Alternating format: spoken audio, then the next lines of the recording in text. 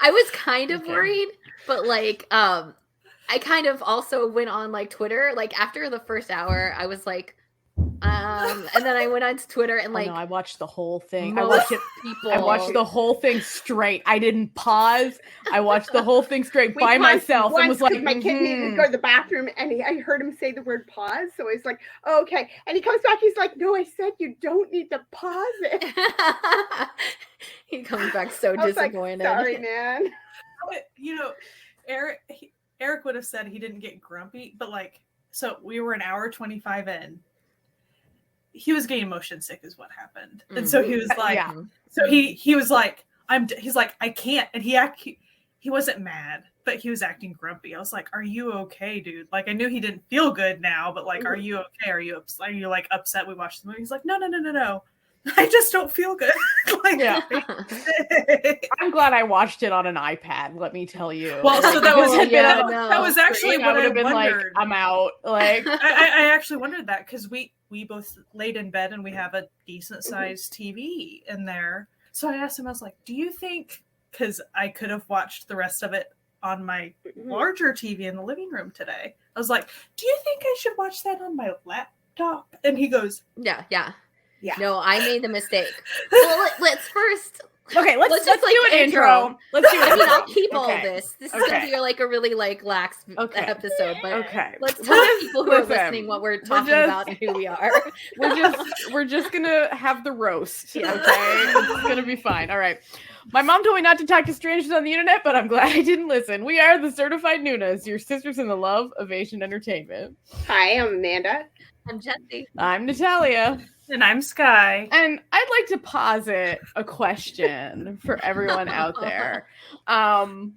If you thought to yourself, if we combined a bunch of butts with an inexplicable plot and lots of explosions and car crashes, that seems like it would be Sounds like a good time. Just an absolutely perfect sort of entertainment. Yeah. Our preconceptions of this concept were challenged this week by our watching of the new action film Carter on Netflix, which is what we're going to talk about today. Pre-warning, this will be a spoiler episode, but really, it don't matter. Like I mean, well, it truly doesn't matter if we spoil this. How much actual dialogue is in this? Not movie? Like maybe very like 3 little. minutes worth. The plot. Let's all start out by saying the plot of this movie. It doesn't matter. It doesn't matter. Virus, maybe. Like, I don't know. Zombies, maybe. I don't know. Here. So I was in the middle of watching this movie, and I sent a GIF, the GIF to Jessie and Sky that was, Jesus Christ, it's Jason Bourne. Because the only thing I was thinking while watching this entire movie was whoever wrote and directed this film watched Jason Bourne, the original, like the Bourne Ultimatum, or the Bourne Identity was the first one, the Bourne Identity, and was like, what if we made this movie stupider and crazier and more unhinged? Like, what if this movie was the same plot as the Bourne Identity? Okay? But he was an unstoppable killing machine who just cannot be stopped. And everything else is insane and makes no sense. And on top of it, we're going to try this like fancy thing by making the whole entire movie look like it's one continuous shot. Yes. Oh my God. Which, okay, listen, I gotta say, in terms of that, conceptually, on paper, from a technical standpoint, impressive, a very impressive undertaking. It is. And even though on your TV, yes, and even though like the action sequences were unhinged from a technical standpoint, they were very impressive. They were really cool conceptually. Because this movie is very cool. With the camera, and the camera was constant, like it was constant. Zoom in, zoom out, spin around, and it was every single scene. Like usually that for effect, right? It's to bring attention to something. Yeah.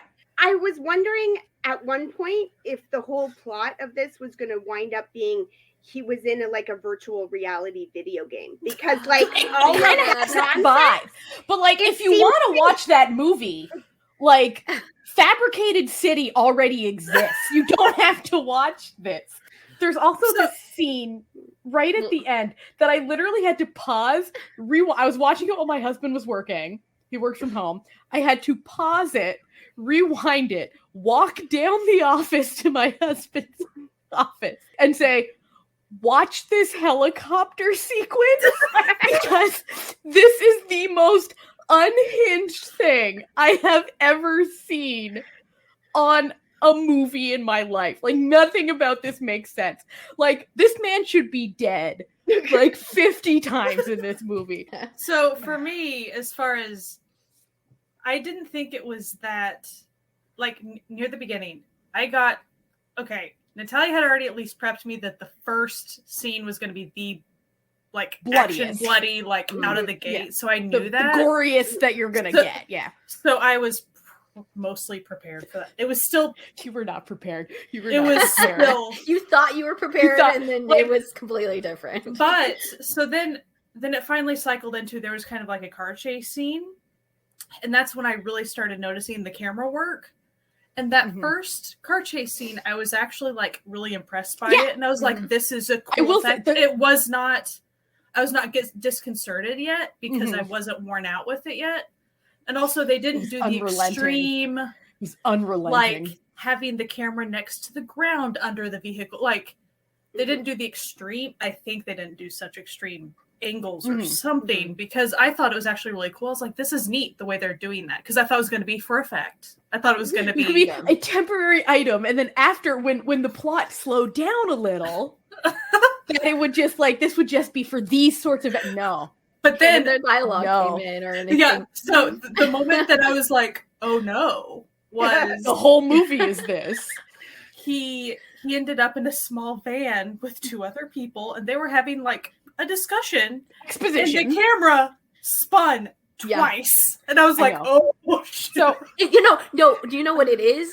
It's the cameramen from KCON. It's the KCON camera. We mock those cameramen, but let's be honest, they're having the time of their lives. They're just zooming in, they're zooming out, they're rocking back and forth. They're going crazy. So you're all familiar with a film called Cloverfield from back in the day. I brought that up to Eric because we had watched that together too. So do you remember Cloverfield? He's like, I don't remember it. I said, thing is, everyone had they said the shaky cam was the problem with that. But when Eric and I watched it on DVD, like we Redboxed it or something. And since we had been prepared for it to be shaky, it wasn't as horrific as I was prepared for it to be. So I was able to watch it. I was able to watch Cloverfield. So I went to go see Cloverfield in the theater. That'd be different. And I had to leave 20 minutes in to go throw up. That's kind of like my mom with Blair Witch Project. Yeah. It was a little too much because we definitely went to the theater to see it. So here's the thing about Carter. And we haven't even told you all listening about the plot yet. We haven't made it here. This is our preamble to the plot. Carter doesn't have shaky cam, but you sure feel like it does. He has dancer cam. He has choreo. It's a flowing. It's a motion camera. Yeah. Like the camera there's not a stationary shot in this film. No. So Amanda had already brought up the video game thing. I thought about the video game thing probably after about an hour in. I finally was like, video game. And actually that phase of the movie from the waterfall on, it was video game. Yeah, so then I was just like when you're like playing the game and they have like the insert like video too. Like it's got that. And then even vibe. At that point in the movie, even all of the what little verbiage there was, it was very instructions, go do this thing. And then he would go in the most creative way to go execute. And then she would be like, go do this thing. And he'd be like, okay, like, go do that. I'm like, scenes where sort of had the video game thought was when he was on the bus with the American agent, and the way they were talking, it was like they were just standing NPC. facing each other. Yeah. But she seemed like an NPC. Like it was like everything behind her was like moving farther away while she was still there, and you were like, Yeah, And you knew she was going to get hit. Like, Yeah. yeah. like I feel like this movie had a very talented cinematography team and a very talented VFX team and practical effects team.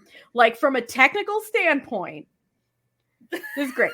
And the actors were doing their best. Yeah.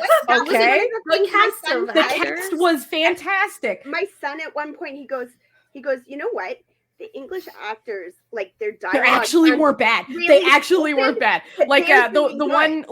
like the head of like the CIA squad or whatever. Yeah. Let's see if I And can the if they girl- have him listed on my I mean, drama that list. girl- Or, like, does recognize Asian Wiki her have from it? Something, right? The Like Asian that- Wiki might have it. the- His name is Mike Coulter. Okay. What And- did you say, Amanda? the Great. girl, the girl on the bus, who maybe was his romantic Camilla something, Bell. right? Yeah, like I was Yeah, like, recognize I know that her. girl. Like I was like, She I was know in her the movie- eyebrows. like, I know her. She was in one of my favorite questionable action films that also takes place in Asia but doesn't have that many Asian people in it. Push. And if you've never seen the my movie gosh. Push, it is so fun. And you should watch that instead of this. I wonder if it's on Netflix. That's Well, actually what I wanted to say about this movie. So, like, I was questioning her because I'm like, Eric, I know you watch more action movies than I do, but I watch a fair amount. It just depends on my mood. So I was like, it's because this movie made me question, like, is this how action movies are now? Like, I haven't really watched the that newest many stuff, yeah. in the last couple, I haven't made a point to keep up with specifically action movies. And he's like, not that I know of. He's like, I haven't seen anything like it. I gotta before. applaud them for trying something new. Yeah. I You know, definitely like- see where they were coming from in the way that they did everything. Like I could see like where they got to that, like, this is how we're gonna do it and kind of be innovative in everything. Yeah. And but, like, in that sense, they Yes. succeeded. yeah. Oh, But aside from it being a video game, the other thing that it actually reminded me of, so there were a few instances of the camera would get either blood on it or water or someone would hit the camera, like, yeah. So what that actually reminded me of, because I was already thinking the video game thing, but then I was like, oh, it was like one of those, how there was like a Muppet ride, quote unquote, but you go into a theater, or like Honey, I Shrunk the Mm. Audience, yeah. or A whatever. 4D experience, Yes, as yes, it yes. were. You Yes. go sit in the theater, and then it's all about like something hits the camera, and then it has And, like yeah. air and and Yeah. your seat Mhm. jiggles Sound. while Yeah. you're- Yeah. And then the I was sisters like- coming, yeah. that is what I felt like in this movie. You say that, and like thinking about it, like it also has like the air of what we're seeing now with when they do musicals, like the live like tapings of musicals and stuff that they've been doing, like especially the recent stuff, like within the past couple of years, the like for like NBC or whatever. Like it has that kind of camera quality where they're like trying to just be part of the choreo so that they can get on each of the person instead of just doing all big ensemble shots of everybody. They're kind of like tightly and like when they did Rent or something. So it has that kind of flair to it, along with the 4D experience like you would at like Disney or Universal or those things. Yeah. Like if I knew what I knew now, like if I were actually to ever recommend it to somebody, I would say I don't know who I'd recommend. do it in to. chunks. Do it in chunks and know that it's a video game. And know that it's stupid. Just know that the plot. Right. But for instance, like my husband, he would play Uncharted, and I would enjoy actually just watching him play it because it was a fun story and it was engaging to watch. But the thing was, after I watch about 3 hours straight of Uncharted, I feel sick because of the way that goes. I felt the exact same way with this movie. So, I mean, I tried to, so I had to actually make 2 attempts to watch this movie. I had to restart it. So on last Saturday, we were still in the midst of like a pretty bad heat wave here in Montreal. And Matthew and I had gone out and run errands. And then when I got home, my plan was I was going to watch it, do that. And so like I got so hot while I was out because it was like 40 degrees. Okay. That I had like, basically, I'm pretty sure I had like heat exhaustion. So I was like, okay, I'm like so sweaty. I'm going to take a cool shower, drink some water, and then I'm going to lie down and watch Carter. I made it maybe 2 minutes into that opening sequence. And my head was just like, yeah, it doesn't. You gonna vomit? Starts immediately. It doesn't give you any warning. Like it literally just it goes from 0 to 5 million in a very small amount of time. First, when it's just like these vans pulling up full of guys, and it's the camera over top, and it's like it's supposed to be a bird or something swooping in, and like I was like, oh, I'm not gonna like this. Yeah, like, oh. I feel like we were I feel like we were a little bamboozled by the preview for this movie because the preview looked very different than what we experienced. But also the movie has been like talked about for so long, like.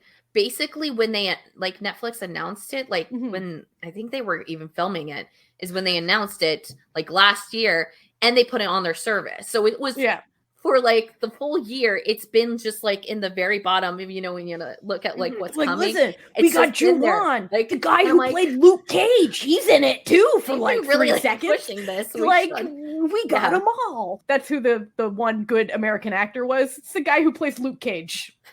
So if you're familiar with the Defenders, and he was great, and he was very good. 5 minutes that he was in for that like 2 scenes that he was in, he was excellent. And the little girl, she was great. She was great. Cute. Like, I actually kept thinking, and of course I knew that CGI and doubles and all this other stuff, but I was like, whatever she had to do, she did a lot. She probably still did some stuff. A tiny little spindly child, she had incredible upper body strength. I just so much.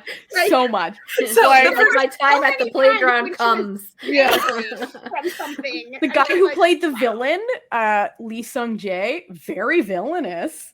Like he knew. What I loved about it was I feel like he was the only actor who figured out what sort of movie he was in, because he was so over the top villainous that I was like, he read the script and said, it's a paycheck, but I'm going to put my whole Badussy into this and be the most over the top villain, mustache twirling. I realized we're like almost 20 minutes into talking about Carter, and we haven't actually said what the plot of this movie is. No. Okay, the question is, what is the plot of the movie? From what I could do it. Okay. I can't because, like, disclaimer, Jessie only watched an hour of it and she called quits. Yeah. Like, so I did want to preface. So I watched it with my husband and we were very excited. We could only make it an hour 25. I got an awful headache from it. And my husband got extreme motion sickness, and he was done. And he usually doesn't get motion sickness. And it's over an hour or 2 hours of film. Yeah. I watched the whole thing in one sitting after my first initial misstep to begin with. And I'm about to tell you if you're going to watch this movie, I'm about to give you the best advice that I can give you. I watched it on an iPad, not on a large TV. I really wish I had done that. You would have probably made it further if you did. It probably would have. Yeah. My husband made it further if you did. We watched it in the dark with the big. No, I watched it in the middle of the afternoon on my iPad. My son and I watched it together on a big screen in a room that had the lights on. Mistake. But I was knitting and he was playing on his Switch. So like we were back and forthing quite a bit. So we were not constantly glued. We had talked about like you were watching Sandman and you wanted to watch Sandman. So that was probably also on at the end he's like, did that have a dub? And I'm like, oh, probably. No. It's Netflix. And he goes, no, it didn't. You should have watched it with the dub because then we wouldn't have had to watch it so much. But, like, a lot of it felt like it was a dub, but it wasn't. Oh, for that very first part? It wasn't a dub. I was like, is it going to be a dub? Is it like you don't know if like Netflix is just you know what? with you? I will say though, if you're a booty appreciator, the first 10 minutes of this movie is gonna be the best 10 minutes you've ever spent in your life. So Eric, Scott and I were joking about this too. But my husband and I were like, I was like, oh, they're all wearing under, like I just made a point. I was like, all the dudes are wearing. And he goes, no, blah, blah, blah. And I'm like, no, there were some dicks out. There were some dicks out. I said, but there are also some nude colored anyway. It was funny. It was this whole, during this awful bloody scene. That's what we were discussing. I do not believe that there are that many men in Korea wearing thong underwear. So, okay? So I honestly think... Very hot this year. The scenes from above in that scene, there were definitely dicks out. Like you were. Oh, there were dicks out. There were dicks out. I saw the jiggles. What I'm thinking is, not that I was looking for them. They were just in your face. You know, trying to film. He was doing his version of the K2 shower fight scene, right? But they didn't have to blur anything. And I think that was it. At the end, they went, "No, it's not going to work." Netflix. Whatever, and they CGI'd underwear in. I think that's what they did. Or they put them all in thongs and then thinking they could CGI it out later, and then we're like, nah, we don't. Too much work, for it or something. What I find funny about what you're saying is, so the first we encounter Ju-won is actually in a video where he is fully nude in that video that the CIA has. Mm-hmm. But then when he gets out of the bed, he is wearing a thong, and you're like, interesting. Why he's fully nude, never explained. Also doesn't really make any sense for anything happening. My kids, because my two teenagers were in the room at the beginning, and they walked, and my daughter was like, really? And I said, he just got out of the military. We need to. That's what they do when they just get out of the military. Listen, they're in a sketchy location, naked in some sort of hotel, okay? We don't judge. We're sex positive here, okay? It's the military bod. So here's the plot, if that's what you can call it. From what I gathered from watching it all in one sitting and paying attention to it, okay? Okay. I feel like I'm the best equipped to discern what this plot is. So there's a dude. And he had some sort of brain surgery in which they took away his memories. Why? I don't know, because it doesn't actually make sense in terms of what his goal is for him not to remember anything. But I digress. Maybe to keep him. But he obviously still though he lost his memories, he sure remembers how to fight. Yes, he didn't lose his skills. So we got a real Born Identity situation. Okay, don't know who he is, but he can still kick some ass. Doesn't even take the names. He just kicks the ass, okay? So meanwhile, there's some sort of mysterious virus going on in North and South Korea that's basic DMZ virus. DMZ. Because the demarcation zone, so the DMZ virus. I still thought it was weird that they used it because of that. Because that's where it came from, was the DMZ. That it was supposedly coming from North Korea or something. Yeah. So it's sort of like rage zombie virus, but like they're not dead. They're not really zombies, but they got anger problems. They can still shoot people with guns and use weapons, so they're not full. Anyway, they're angry killers now. So the CIA's after him because he kidnapped a doctor who was supposed to be repatriated to North Korea because his daughter had the virus and he cured it. So now she has antibodies that the doctor can use to like cure everyone. So for some reason he can't do that in South Korea. So they have to go back to North Korea. They say at the beginning in a news thing that they've eradicated like all the people, they cut them off or whatever. So all the people who had it in South Korea have died.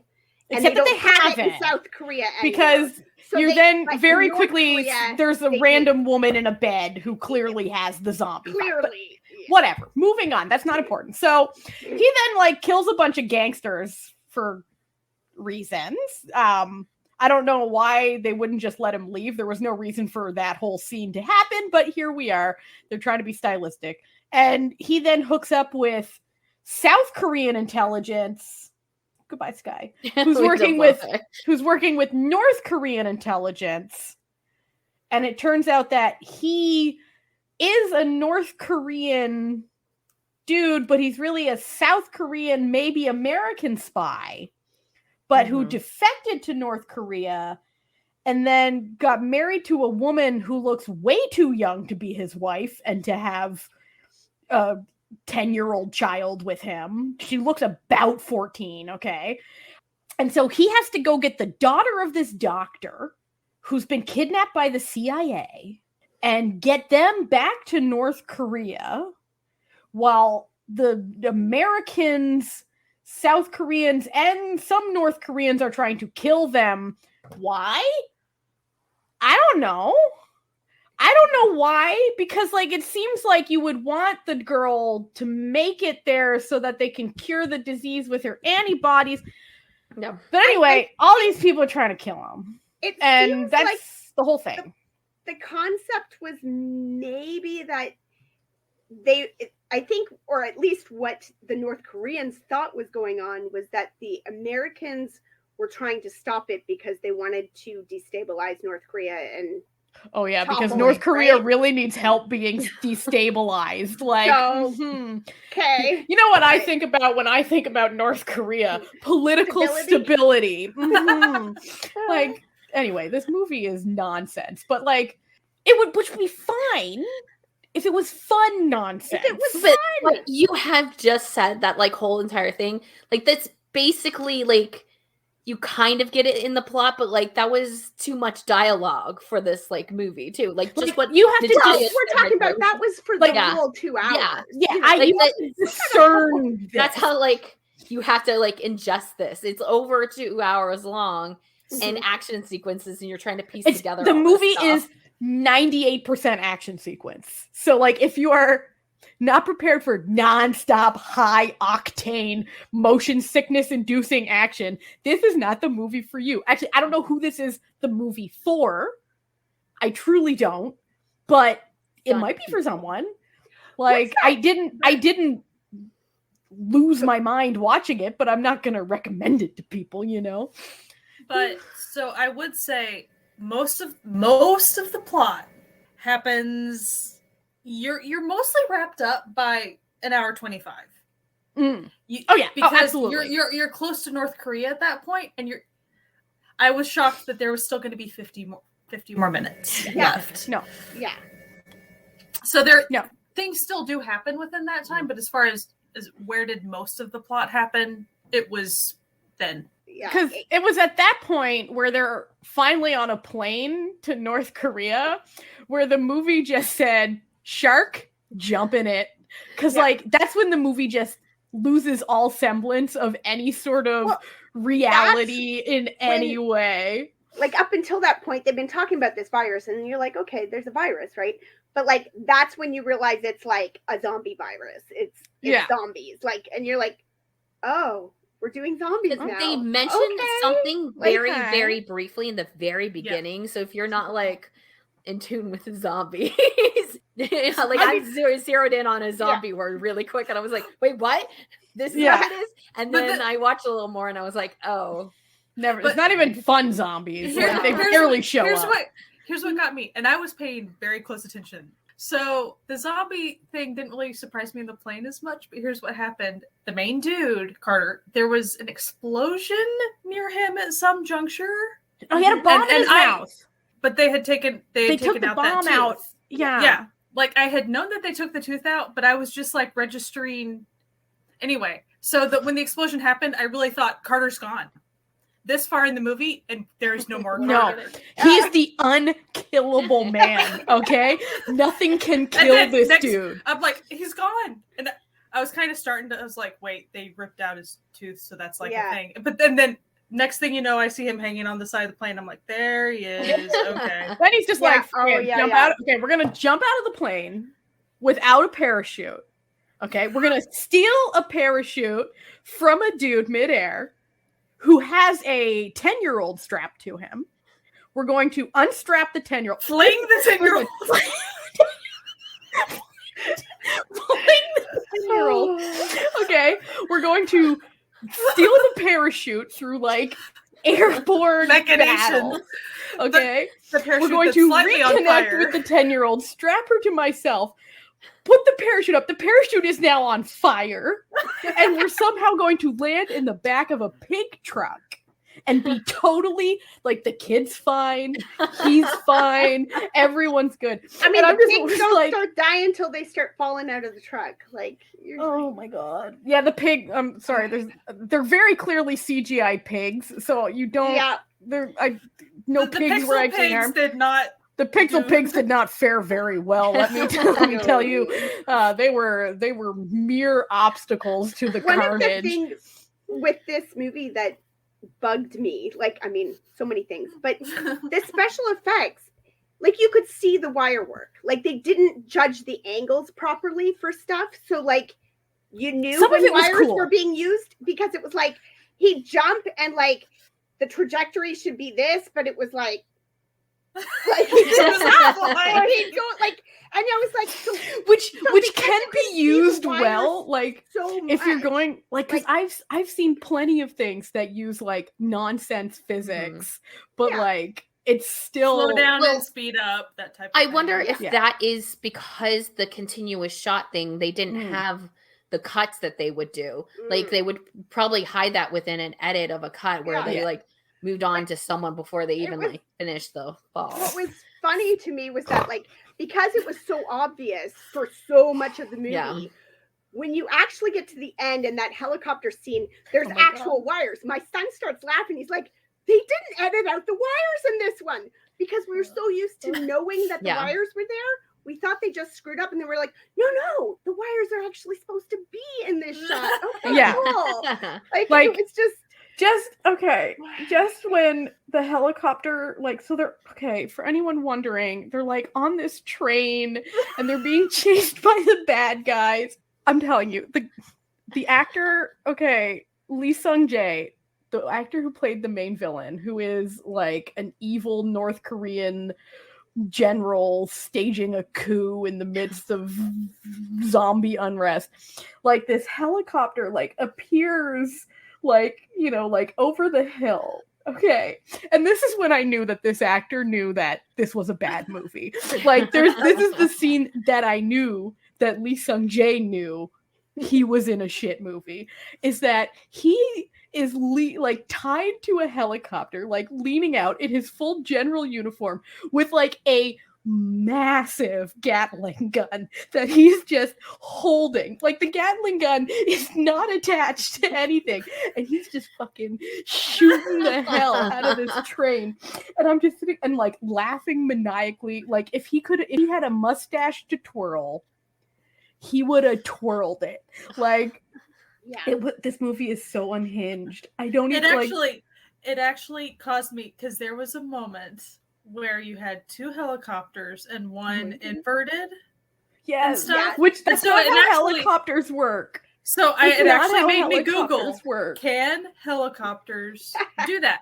They can for short periods of time. Yeah. And it's like, there's only like two pilots who can do it. And the only reason I know this is because the kickoff to the Derby is this big fireworks show, and it's an air show in the day and fireworks at night called Thunder Over Louisville. Yeah. And that guy always comes to Thunder Over Louisville, and they make a point of talking about how like he can do this like flip, but it's literally like, it's like he does the flip and then like goes on. It's like not standing or anything. Yeah. But they talk about how like you really can't do it. Like, my mom's first husband was a helicopter pilot, and so like I know about helicopters.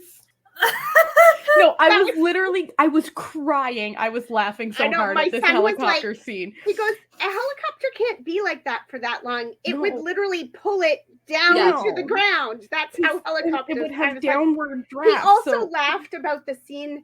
You know the scene where he's watching his wife and the dictator through the scope on the rifle. My son is howling because he's a cadet, and he's like, scopes don't work like that. They don't. No. He says there are scopes that will, in and out, right? But not that fast. It doesn't. No. He was like, he's just like, this isn't. Like, guns don't work like that. Like, I feel like someone was having fun, but the fun was at our expense. I want to talk about the helicopter scene just one. So during the helicopter scene, which was a long scene, a little too long. At some juncture, Carter ends up on like a little construction arm thing. Yes. There's so much going on in that scene. Like it became a crane game. Absolutely insane. So really, after about an hour into this movie, well, hour 30, when I kind of realized, oh, we're a video game. That's what we are.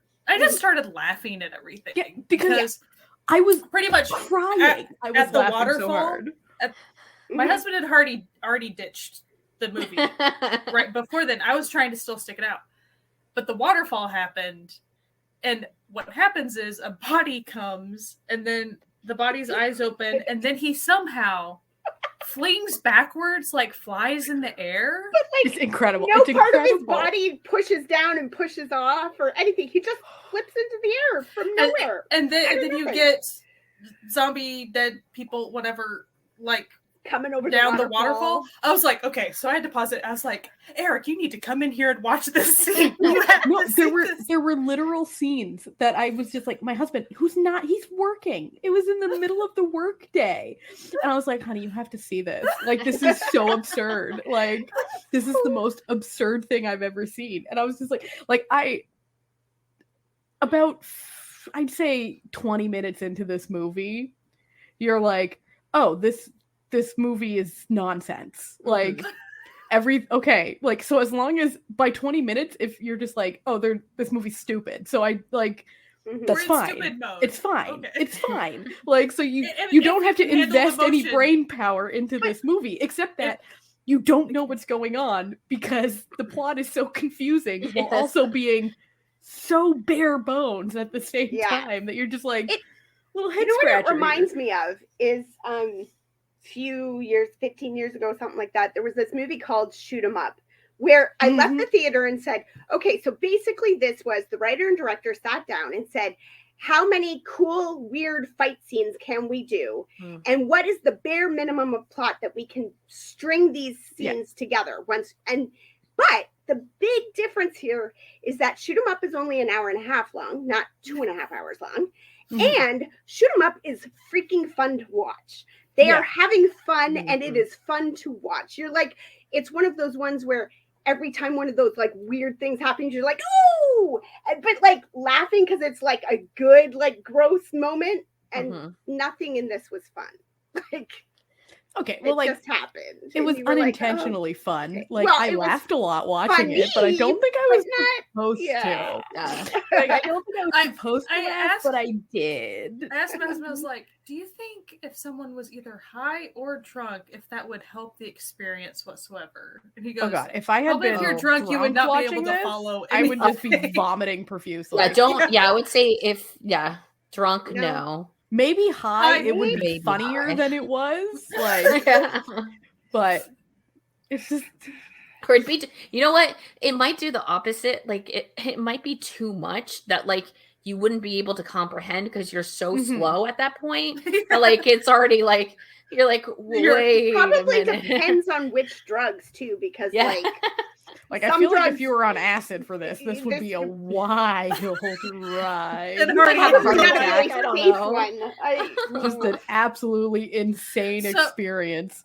So since I dropped out a bit, did we discuss like the fact that we think the main character had like 2 separate families and stuff? That was very weirdly explained. Okay, so we didn't even get into that in the plot. So like at one point you meet this white lady, who's the CIA, who's like, oh, you're not actually this dude. You're Michael Bain. North Korean defector. You're this American dude who's married to me. And you've got plastic surgery. But I know your eyes. I know it's you. I can see it in your eyes. Forgot your identity. And now you're playing this South Korean journalist who's really a spy now in North Korea, but who defected because he fell in love with this 14-year-old North Korean. She looks like she's 14, okay? I just need to say, she's so young looking that I was distracted when they're like, because when they introduce her, I didn't realize that was supposed to be his wife. I just thought that she was like it was a special to be like a agent surprise. or something. And then suddenly she's talking about their daughter, and I'm like, but she looks like she could be the same age as her daughter. Like in the earpiece, that she was she was the girl who was in the earpiece. Yeah. But yeah, it was all a turn of events. But then, have to mention Mr. Mustache Twirler dude near the end. So, when it's obvious Carter's like finally working up to kill the dude, which he should have taken him out during the sniper, but whatever. So when he's finally like trying to kind of off the guy finally, the villain is like, oh, you think those memories that all came back are really your memories? I was like, if I had a moment of what they pushed fake memories with like a syringe. What the crap just happened? Like, they also performed brain surgery in a car.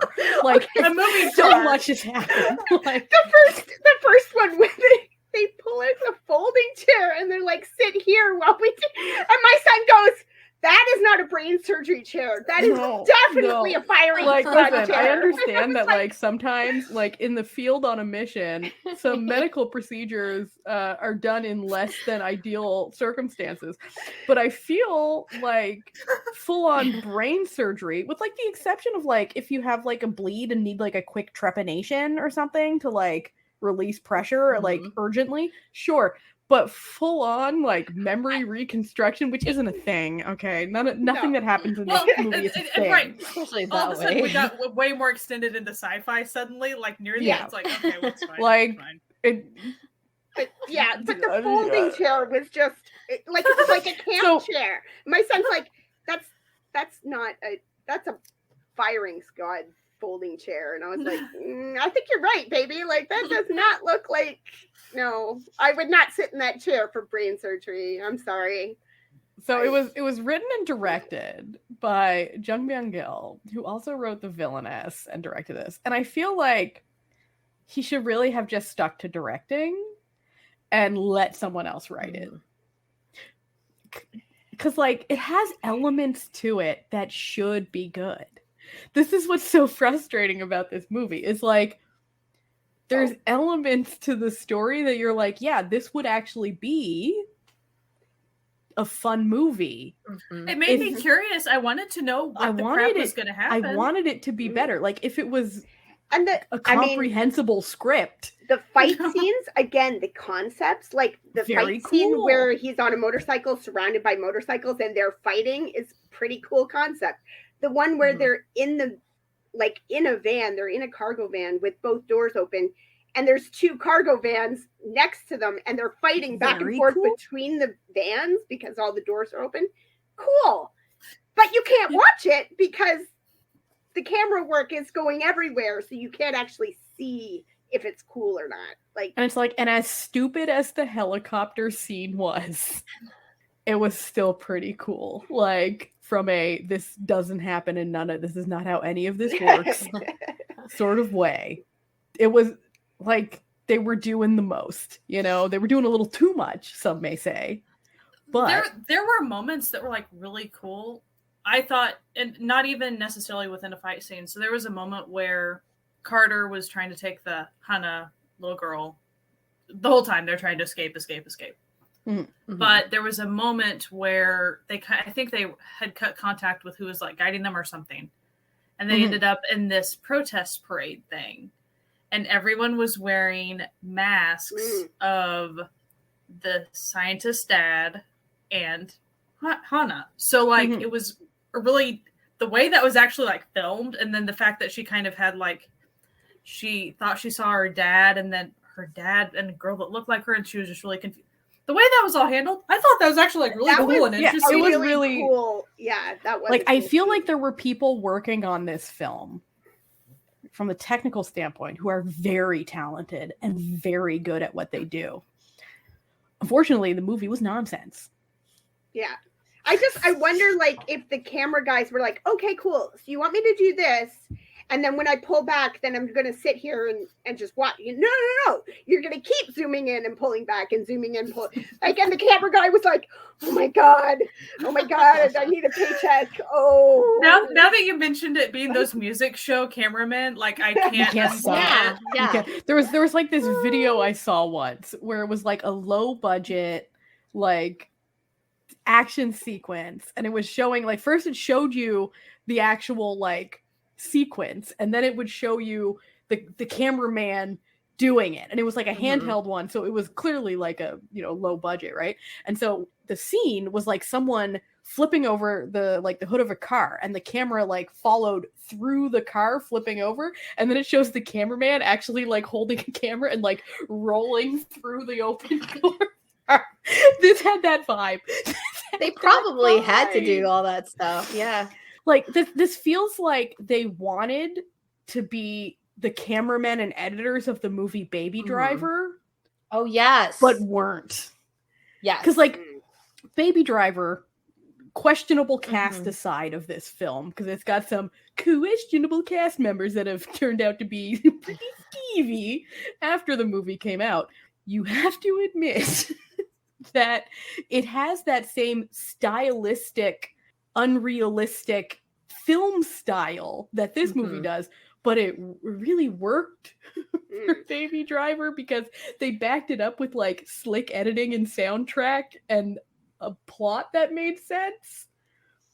And Baby Driver doesn't have a complex plot either. It's not like this plot of Carter is both too complex but not complex enough because at the same time. 3 movies going on, and they don't actually flesh out any of the 3. Like they took aspects. They were like, let's make it Jason Bourne and I Am Legend, and maybe a little Die Hard thrown in there, and then it was yeah. It was something to behold. The thing is, I do think that there could be some people that would actually like really enjoy this movie, but they would have to know there's a movie for everyone out there, right? They would have to know what they're getting into ahead of time. I don't think usually someone could just happen upon this on Netflix and have a good time. You would have to know ahead of time that the camera work is going to be difficult. And I have like actively warned a couple people off it, like just from a couple of things, because I know like what their triggers and things are. It was like, oh, you're not going to want to, hey, just in case you were planning on watching this because you thought, oh, hey, action film, it's also kind of zombies. Oh, okay, cool. I wasn't really, but like now I'm definitally no. Like, and I was like, also it's bad, but like, the Juwan fans out there really got. They got bam. I fear people might be like pushing the zombie thing now after. Like, I didn't hear it before. There was just like one little thing in the very beginning that they said, and of course I picked up on it because I'm me. And you say zombies or anything horror, I'm like, wait, what? But I think now people are kind of like trying to like kind of lead with that, even though it kind of seems like you're not really supposed to know it. Right. Yeah. I did look up some stuff because I was trying to find, like earlier today, I was trying to find like interesting stuff about it, but I couldn't find a lot because all I could find was like just reviews of it. I did find that it had a budget of 30 billion won, which is about 23 million, which is pretty cheap for a movie like this. Yes. Like that's incredibly cheap. Not that we have to tell our audience, but like that's because nobody in that movie is making the same pay as a Western actor. That's technically what this sort of movie should cost to make. That takes out a lot of the budget. Is that? But on IMDb, I went into their trivia section. Oh, love it! I'm pretty sure that like IMDb has a little thing that like maybe some people can submit stuff. So take this with a grain of salt. It might be true, it might not be. But so Juwan put on a total of 7 kilograms, approximately 15.4 pounds of muscle weight. He for is the pretty role. beefy in this. Okay, he is. He also went through 3 to 4 months of intensive training on performing stunts and action scenes, including car chases and handling motorcycles. Now I just feel bad for him now because he put in all that work and this was the result. That just sort of he hasn't really done much, right? Like everybody really loves him, but Alice and but isn't this his big thing? Like his last TV show was in 2020, and then his last movie was in 2016. So it's got it's a bigger jump. And it says, to show the urgency and confusion of Carter's situation, martial arts director Kwan Gui-duk avoided the familiar production of a one-on-one fight and devised a way to show several characters intertwined in a dangerous situation at the time. And to be honest, they did. Yeah. They did. And then this is the director commented, I tried to make the impossible happen in order to capture the stunts with a real action instead of computer graphics. So like practical effects, you love to see it. But I'm going to be honest, if you want the vibe of this sort of action movie, there's a better action movie, Korean action movie on Netflix called Ilang the Wolf Brigade that is way better than this. Yeah. And you should watch that instead. Plot. But like, I'm trying to think of like, because I could say that like action people would like it, but I could also say that like action people probably might not get into it. Mm-hmm. And you're not really like, if you're martial arts, I don't know if you're going to get into it, but like, if you just really love slick stunts, like my son said when we were watching it, I said like, these are really cool ideas for fight scenes, but he said, but the rule of thumb is with it, like he loves action stuff, and he's like, but the rule of thumb is if they're doing that much with the camera, the fight scenes aren't actually that good, because if you have a really good fight scene, you want to see it, right? You want to see the choreography of that. You want it, So he's like, I keep thinking about the music show thing, because that's my thing about music shows when the camera does that. I want to see the choreography. Yeah, the entire right. I don't want to go in and out a bazillion times, and then they would never show me what I wanted to see. they were being. I hate that in any action where it's like we're in a big like fight scene and they're punching and they're kicking and they're everything, but we're in a close up on the face, and I'm like, but that's not where the action is. I want to see the fists and the feet. Like I will also say there was about 2 or 3 times, maybe even 4, I completely lost where Carter was. Oh yeah, like during those during the motorcycle chase scenes. A lot of the times I was like, I don't know. Who am I cheering for? I'm like, okay, looking for the one dude without a helmet. Is Hana still with them? I'm not sure anymore. Oh. Like they're just magically appear. I must say, this movie did have the funniest PPL I've ever seen in my life, next to 1,000 Stars with the heart attack after drinking the instant coffee, which is still the funniest thing I've ever seen. Where she's like, quick, in front of you, take that Papa John's delivery motorcycle. I was like, yes. Why? Like, sure, you had to finance it some way. Oh, Papa John's, did you really? I was like, oh, Papa John's, did you need to, was this necessary, Papa? Is this a good advertisement, Papa John's? Is this what you wanted? Well, I suppose that's noticed, better than having to sit here and eat a Papa John's pizza before you do things. That Papa John's motorcycle does not last very long. Doesn't last very long, let's be honest. But the movie's a bit nonsense, huh? Yeah. As far as who would enjoy it, it would have to be someone who already likes action, period. Mm-hmm. You have to like action. And you have to pretty much be very, very, very okay with blood. Minimally. So this movie, okay, so when I was in college, I used to have a group of friends, and we would get together and watch, like, really bad movies, because there's something really fun about watching really bad movies. And the one that I remembered that just came to my mind was this movie called Sector 9. Oh my gosh, Sector 9. Yeah, and it has David Caruso in it. And at one point, there's, like, a very dramatic, it's like a real low-budget horror movie, and at one point, there's, like, a really dramatic like zoom in where David Caruso points at the camera and goes, "Fuck you," and we all like pissed ourselves laughing. And I feel like if I was back in college with this group, we would have had a lot of fun watching this movie. Like I wonder if like being in a movie theater would have been fun to watch this, but like not with the general public. Fun like actual watching, because I feel it would still be the weirdness of it like would be hard, but like the like just ambiance of being in the crowd and like and then people like reacting to some of these like over the top scenes. It might be fun like, to see the reaction and kind of be like, oh, we're all part of this. Not for Netflix in that respect. No, like, you know, it's you usually say like about movies, you're like, oh yeah, you need to see this on the big screen because you need to experience it with that kind of like level of like quality of like a big screen and but that's not why you need to see it. You need to see it with people who want to roast it. Like a one of those like movies in the park where you're all on like the grass and stuff. Maybe something like that.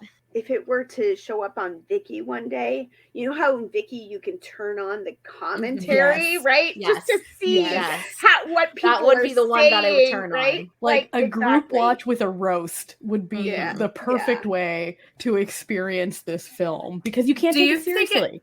Do you think it would be possible because of the level of craftsmanship, honestly, and then the cast was really darn good? Do you think it'd be possible for it to hit cult status? Because of the exposure of Netflix. But like at the same time, it's a little harder because since it's on Netflix, it doesn't have like a lot of cult movies. They have that sort of communal aspect to it where it doesn't matter how bad they are. Like people can get together and roast it. And that's part of the fun. And like the fun isn't that you're enjoying the movie in this sort of, you know, cult style movie. It's that you're enjoying the experience of watching the movie with other people enjoying the experience of watching it in a sort of community-based way. Because I feel like that would be the superior way to enjoy this film. And what everyone going in already knowing it's bad. Like if you go in thinking you're about to watch a quality action movie, you've been bamboozled. Okay? You've been hoodwinked by the film, and it's not the fault of the actors and it's not the fault of like the crew or anything. It's just a stupid movie, which is fine. There's place in this world for both intelligent movies and stupid movies, you know. It's just you know, this one I just like my stupid movies to also be fun. I want to, you know, I feel like this would be more I feel like if we had watched this as a group watch, we would have had more fun with it.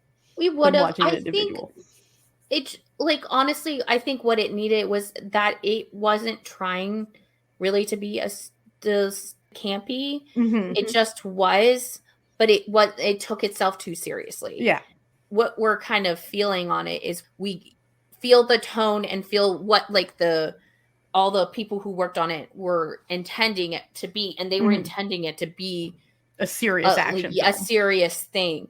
And like maybe some of this like stuff is like outrageous, but we're supposed to be looking at it in the view of being like outrageous, but like really cool effects and really cool, like outrageous in that nobody's done these types of action scenes before or whatever. But like since we don't get like the added like, you know, self-awareness of that, it kind of throws you off. Yeah, because the only one that even gets close to being slightly it is the villain dude. Yeah. But he doesn't get that much screen time, so it doesn't. No.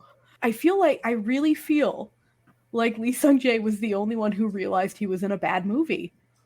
Because which I understand, because I feel like, you know, the way movies are filmed, they're filmed out of sequence. So you can film an entire movie and not realize you're in a terrible movie. This is also like, how would you pick it up? That, like, to me, like if I had gotten this script for this, it would be such a hard study because everything is in your notes because they're like camera shot, like heavy. So like a lot of this stuff, it would just kind of be just raised over. I mean, like a lot of this stuff you do get, like all the things that you're supposed to be doing outside of the dialogue will be there, but there's other stuff that just won't happen. And it'd be really hard for me to take this script and be like, okay, this is it. And I can study it and figure it out. But maybe his character was the only one who could do that, like essentially, because like I will be honest, his character was the only one that had kind of in a robot type way, you know, like because he's supposed to be kind of like he's essentially RoboCop. Yeah, like and he's like he doesn't remember anything, so he's supposed to be just like a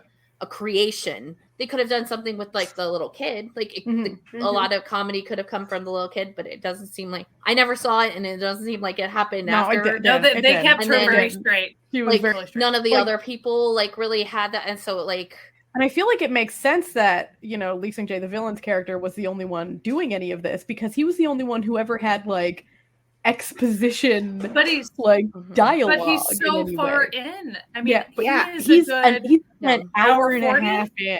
Yeah, like I don't think I got to him. No. You gotta make it like an hour and a half in before you're like, this guy knows what movie he's making, and no one else has figured it out yet. Because he's only so in a chunk, right? Like, and he's in a chunk that has a cohesive plot to an extent. Like that last third of the movie is one movie. Like that's okay, and now we're in this movie about a coup taking place in a zombie apocalypse. Okay, but that part of the movie isn't in any of the other parts of the movie, so you're like, okay, so now we're watching this movie. Okay, I have to like applaud the efforts that went into this film. Like, I don't want to denigrate like the sheer amount of work that people put in this film, but it's not good. Not good. I feel bad. I was expecting a little bit more. I mean, like, I'm not an action person, but like I can sit through an action movie. I like the hour. I was like, this. Like, what am I gonna get from this? Really? Like, well, you didn't get to the villain, man. Like, I guess. I mean, I should have, but at what cost, Natalia? At what cost? Part of the movie. Him and that friggin' Gatling gun was the best part of the movie.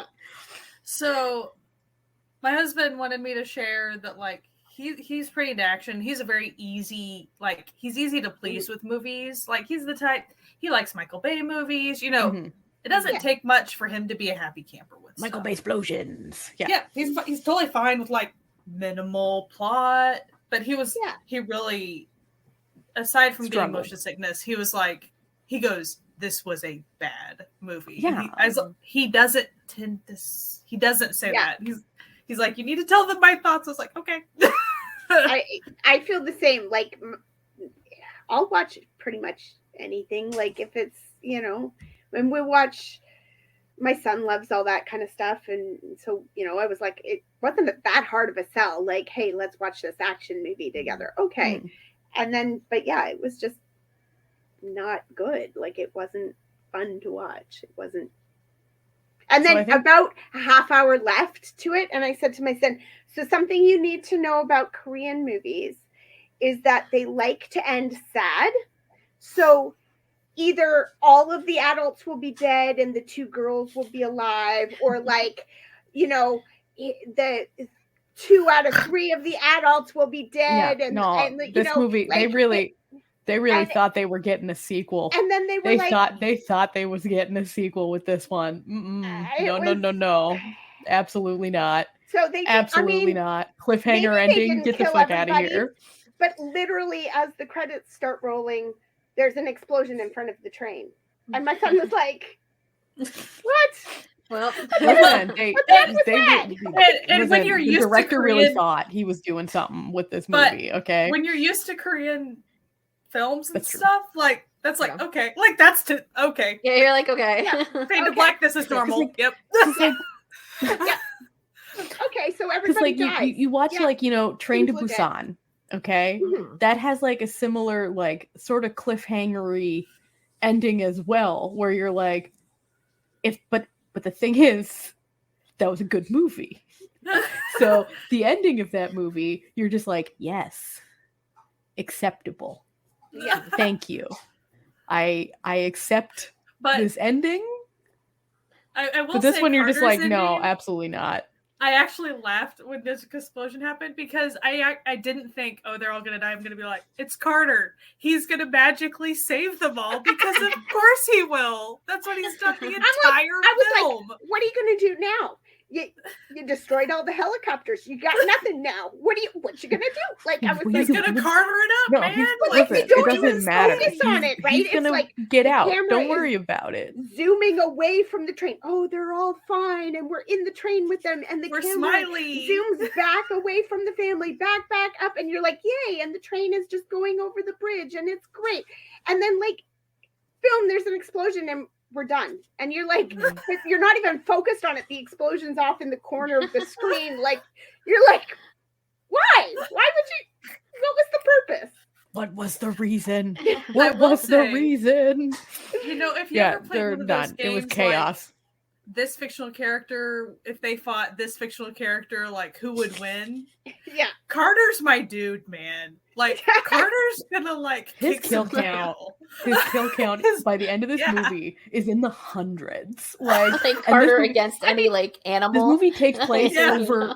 It takes place in real Carter time. against a T-Rex. Like, who will win? It literally takes place in real time. This movie, so like.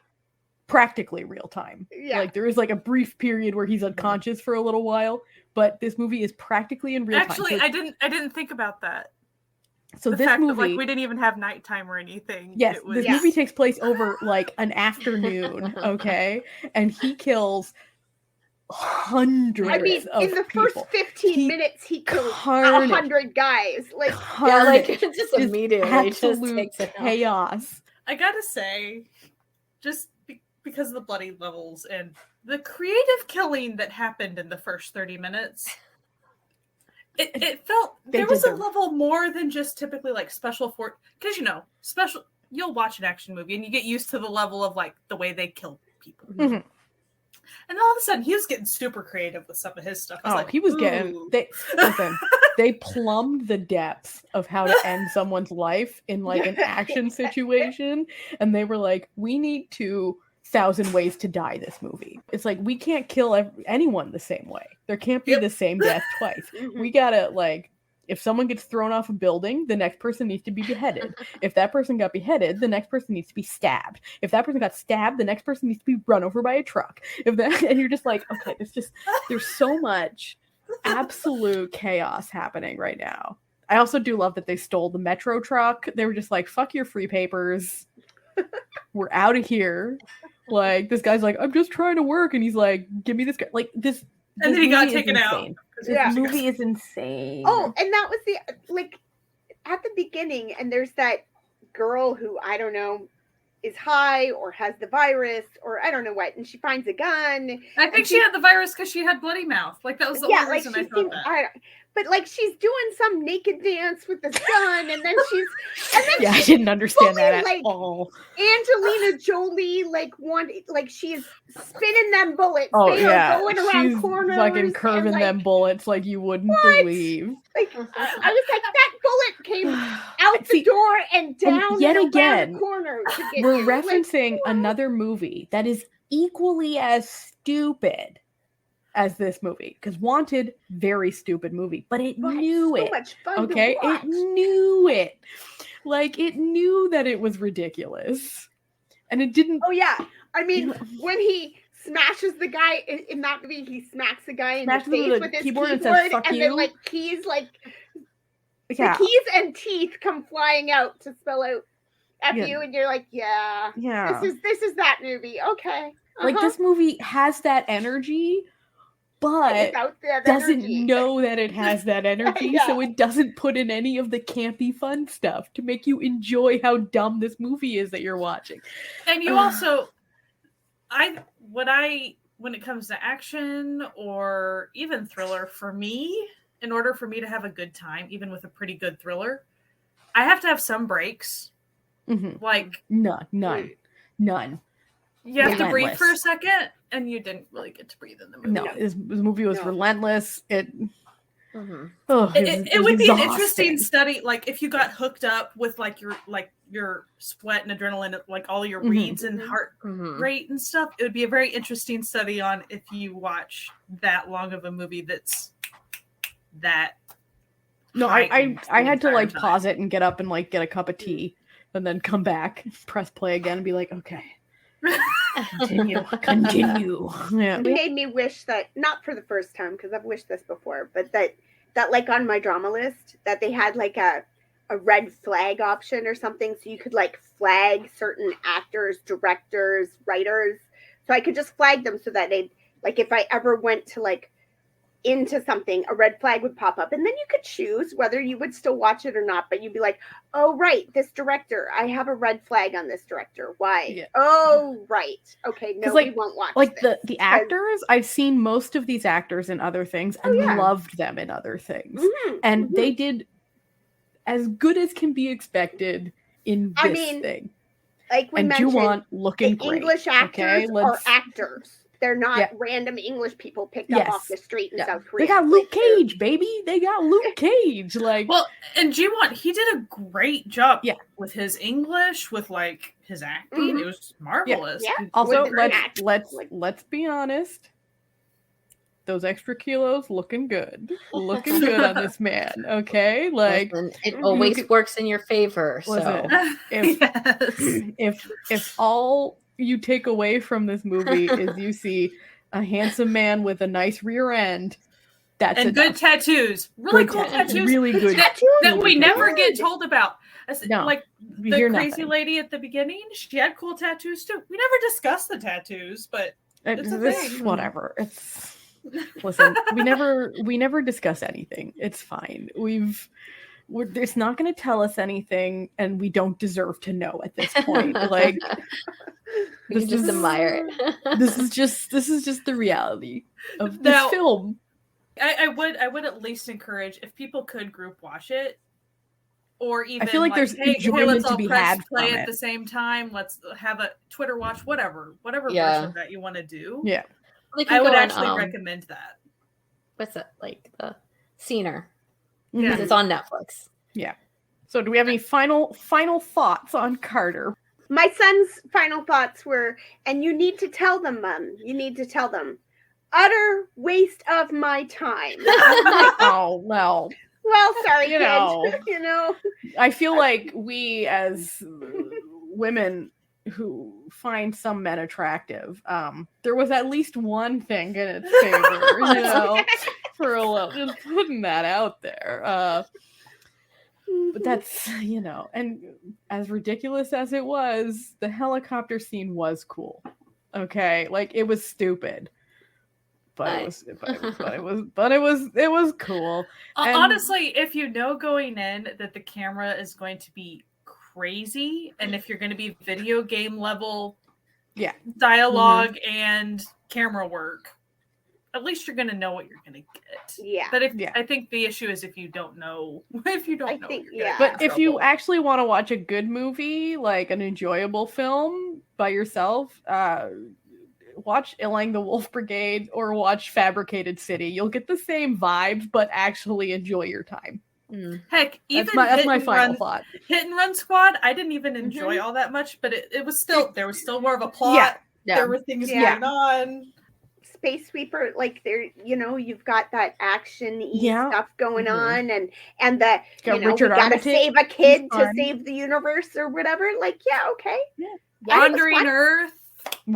Like there's Shanghai Fortress, that was also kind of fun. Like there's there are lots of fun movies. I feel bad for saying this because like I wanted to like this a lot. Yeah, we kind of went in thinking it was gonna be. We were bamboozled by the preview, which made it look real good. Well, and we're always like, hit that play button. So that's true. I want Netflix to know that like we want movies like this, just not quite. Well, like I also think like because this movie really is so hard. I think you just at the end of the day, if you like action, you have to just like watch it yourself. I can't tell you like if you're an action person, like what type of action person likes this, because I just don't know. I mean, like I would personally like really love to know like whoever really loved this movie, what they got out of it, what was like the thing that they liked about it, because then it gives me someone is gonna like this movie. But it's kind of like fans of horror movies and how certain horror movies are their thing, more like Grindhouse for some people versus Creature. Some people that's like their jam. So I'm sure there are some action fans that this is. I feel like like someone who's like really into like good stunts. Yep, would get something out of this more than the average person. Or what was that movie?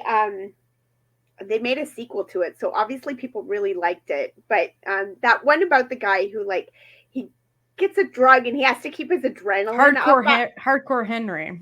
No, is that the one? No, it's Transporter? like a single word. It's the Transporter guy.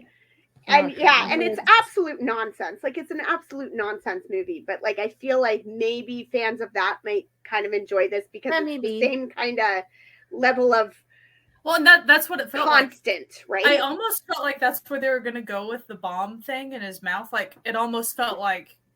Yeah, and like even though they didn't go...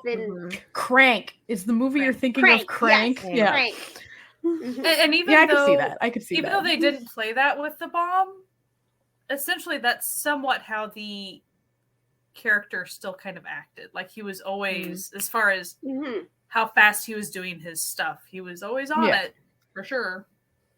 I just my biggest complaint about the movie, and this is going to seem so ridiculous, but why did he have to get his memory erased?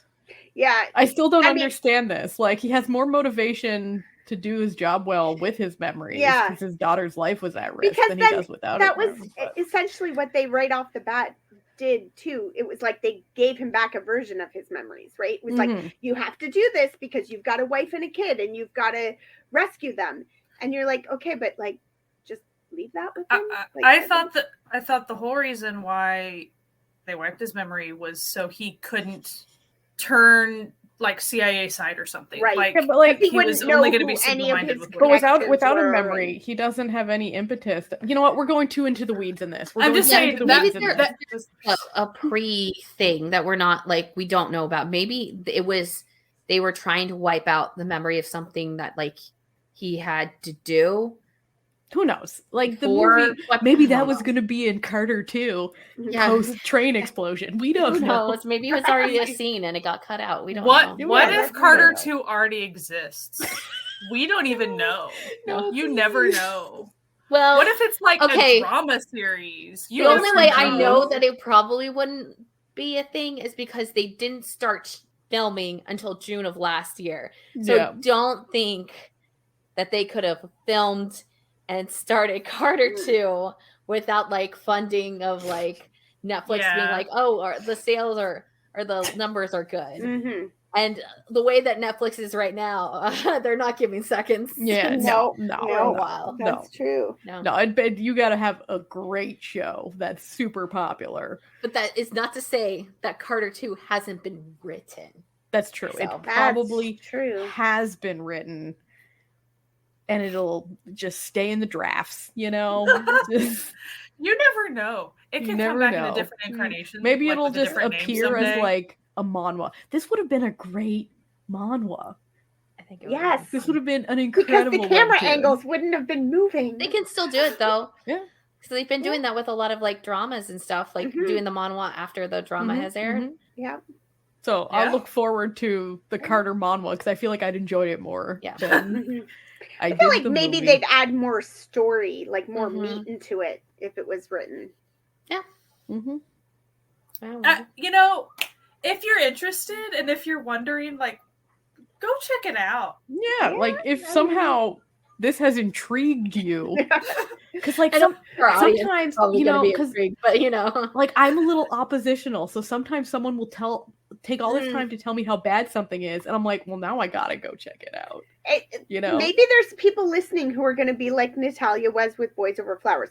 It can't be that bad, you know. Like you know, they're hearing us and they're like, no, it can't be that bad. So go. You know, if you don't believe us, go. And that's the thing. If you get forewarned, it is possible that then you watching it, it's not going to be as much of a shock compared to not like if you go in knowing it's stupid, you can't get let down by it, right? The second half, in a sense, was more enjoyable because at that point you had lost any semblance of like thought that this was going to. It was Jesus. It was Jesus take the wheel at that point. Exactly. Like the shark, multiple sharks had been like by the time they make it on the plane, my brain was like, okay, packing my luggage, leaving the door, locking it, like we're gone, see ya. And I was like, okay, so like we've gone full unhinged, full shark jump. It's fine. And then by the time they were on the pig truck, I was like, okay, let's do this. Like. This is the movie we're watching now, and that's like an hour in. Like so much happens, but nothing happens at the same time. Anyway, it's a movie. It's on Netflix. You can watch it. It is accessible. Why not? There you go. Why not check it out? If you end up watching it and really enjoying it, please let us know. We will even like read your comment later. Like we will. Yeah, we will. And let us know why, like what it is. We applaud you if you like it. Because like, listen, all of us like something that the other three think is terrible. Yep. And that's fine. All of us like something that we ourselves think is terrible. And that is fine. And not even ironically, unironically, we like stuff that is objectively bad. And that's variety's the slice of life. Totally fine. Because guess what? We watch things to have fun. And I think at the end of the day, if you have fun with this movie, the movie has succeeded. And even though I thought it was bad, by the second half of the movie, I was having a little bit of fun. Yeah, I was laughing. Yeah, like I was crying. I was laughing so hard. So like, and I've enjoyed roasting it too. So roasting it. It's actually very rare that we do one of these episodes where we watch something and we all don't like it. I will admit, even for me to finish the movie, it was not a hate watch for me. Still, I did want to know what was going to happen. Like I wasn't enjoying the movie as a movie, but I was enjoying laughing at the movies. So anyway, that was Carter. In a nutshell. If you want to watch it, it's on Netflix. If you don't, well, you can just listen to this and get the full experience. So and you just did. So well, congratulations on making it to the end of the episode. Thank you for listening to us. You can find us wherever podcasts can be found, and all of our episodes go up on our YouTube channel, where we also have weekly live streams. But if you want links to everything that we talk about, you have to go to certifiednunas.com, where every single episode is there to listen to and get links for and time codes and all that good stuff. If you want to support this podcast, you can go to patreon.com/certifiednunas to join the Certified Found Family, our found family on the web, who are the bee's knees, as it were. They're the, I was about to make a very distasteful Carter-related comment. Let's go for it. They're the thong to our Juwan's buttock, as it were. Oh my God. I'm kidding. Anyway, we think that they're the best. And we have a great time with them. And we have, monthly movie watches, usually of movies a little more enjoyable. But this would have actually been a very fun group watch. But it's fine. It's fine. Next time we'll know. Well, actually, we'll never know, because you never know till you watch it. Anyway, we hope that you have a fantastic week, that you're staying safe. And even though the CDC has given up, we hope that you continue to wear a mask and wash your hands and keep your friends safe, because, we care about community over here at the Certified Nunas. So anyway, we hope you have a fantastic week and keep enjoying Asian entertainment. Bye. Bye.